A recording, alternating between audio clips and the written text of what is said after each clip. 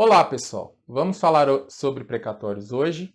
Esse tema está bastante em foco no Congresso Nacional e decorre de uma demanda do Poder Executivo em virtude da necessidade de abertura de espaço fiscal para o financiamento de despesas sociais, especialmente a proposta de reforma do Bolsa Família, que será renomeado para Auxílio Brasil.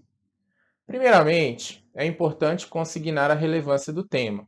O precatório é uma ordem de pagamento de despesa pública decorrente de decisão judicial definitiva, que no jargão jurídico é denominada decisão transitada em julgado.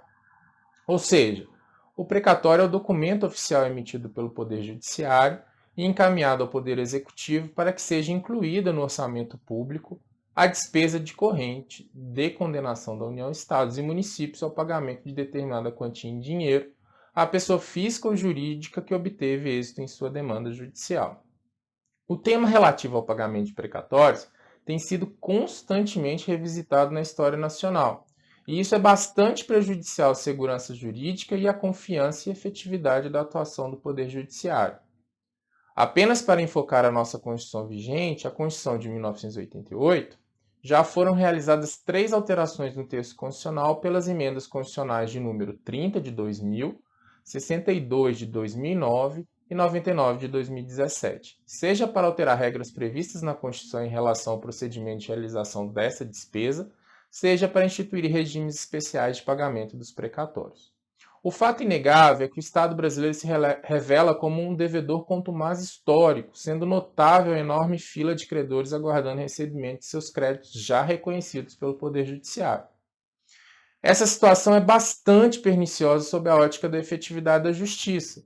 Por exemplo, se a União ou qualquer Estado é condenado a indenizar uma pessoa em virtude da falha na prestação de serviço de saúde, como por exemplo a omissão na realização de uma cirurgia, a depender do valor do débito, essa pessoa esperará anos a fio para receber o valor da indenização que tem direito.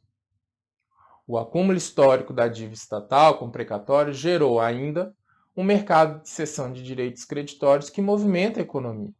Fundos de direitos creditórios denominados FDIC, FDIC, e regulados pela Comissão de Valores Imobiliários, a CVM, por meio da instrução número 356 de 2001, foram criados para aquisição de precatórios, ensejando o surgimento de um mercado de negociação de precatórios que é pautado pela perspectiva de recebimento dos valores transacionados.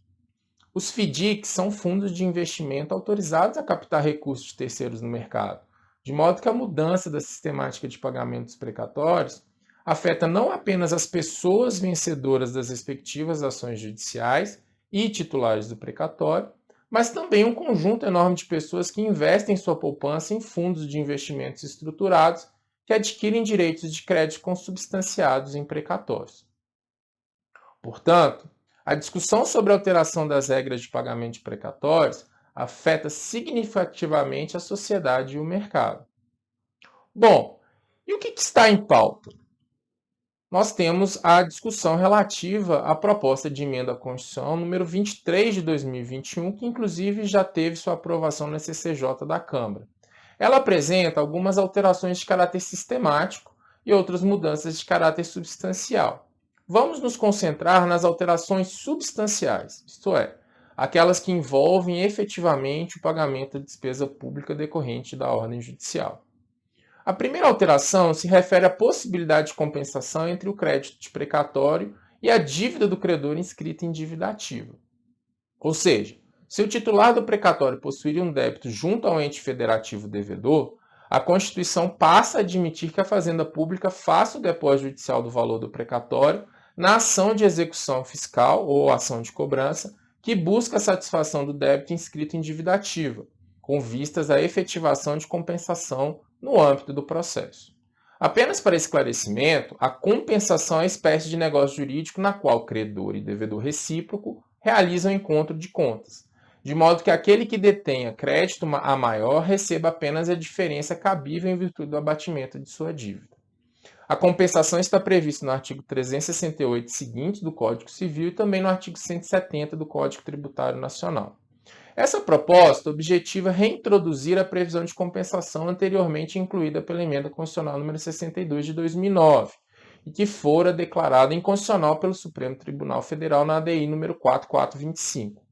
Então, eu acredito que teremos uma possível discussão acerca da constitucionalidade dessa alteração constante da PEC número 23 de 2021. Lembrando que a PEC ainda está em discussão. Outro ponto importante, sensivelmente debatido na mídia e no mercado, é a possibilidade de parcelamento do valor do precatório em 9 parcelas sucessivas anuais, desde que o valor individual do precatório seja superior a 1.000 vezes o parâmetro de referência definido em lei pela União, Estados e Municípios para pagamento de requisições de pequeno valor, as conhecidas RPVs. A título de exemplo, no âmbito federal, a RPV tem valor máximo de 60 salários mínimos, o que representa hoje a quantia de R$ 66 mil. Se determinado precatório tiver valor de face atualizado superior a 66 milhões de reais, a União poderá pagar o percentual de 15% no exercício corrente, o que equivaleria a R$ 9.900.000, e o restante em 9 parcelas anuais sucessivas com atualização pela Selic. Também em relação ao parcelamento, a PEC 23 de 2010 propõe uma segunda hipótese de aplicação. Se o precatório individual superar o percentual de 15% do montante da despesa global prevista no orçamento para pagamento de precatórios, também será admitido o parcelamento dessa despesa específica com sinal de 15% e parcelas anuais e sucessivas. Por fim, a última mudança substancial a merecer atenção reside na possibilidade de utilização de precatórios devidos pela União a pessoas jurídicas de direito público interno, o que envolve não apenas os estados e municípios, mas também autarquias e fundações públicas, para a amortização de dívidas assumidas pela União em contratos de mútuo nacional e internacional, na qual ela participe como garantidora.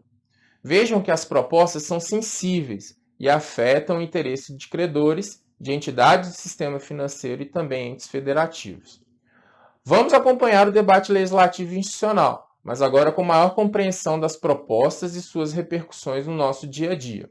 Obrigado a todos pela audiência, compartilhem nosso podcast, façam sugestões de tema, que quinzenalmente estaremos colocando novos vídeos e áudios nos nossos canais no YouTube e aplicativos de podcast de sua preferência.